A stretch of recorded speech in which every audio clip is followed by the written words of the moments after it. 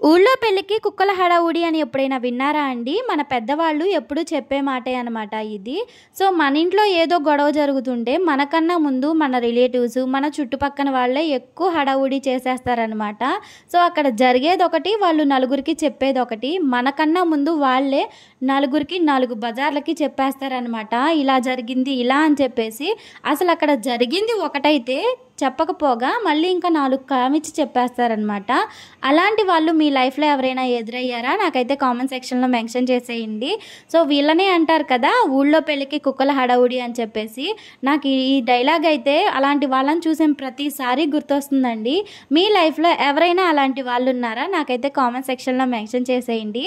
ఇక్కడైతే టమాటా పచ్చడి అయితే ప్రిపేర్ చేస్తున్నానండి. ఇదైతే ఇక నా స్టైల్‌లో టమాటా పచ్చడండి. మీరు కూడా ఇలాగే చేస్తారా? నాకైతే కామెంట్ సెక్షన్‌లో మెన్షన్ చేసేయండి.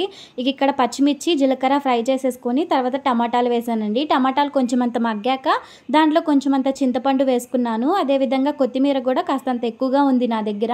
అందుకని చెప్పేసి కొత్తిమీర కూడా వేసాననమాట. సో, టేస్ట్ అయితే సూపర్‌గా వచ్చిందండి. వీడియో నచ్చితే ఒక చిన్న లైక్ చేయండి. అదేవిధంగా మన ఛానల్‌ని అయితే సబ్స్క్రైబ్ చేసుకోవడం మర్చిపోకండి. మీకు తెలిసిన సామెతలు ఏదైనా ఉంటే నాకైతే కామెంట్ సెక్షన్‌లో మెన్షన్ చేయండి.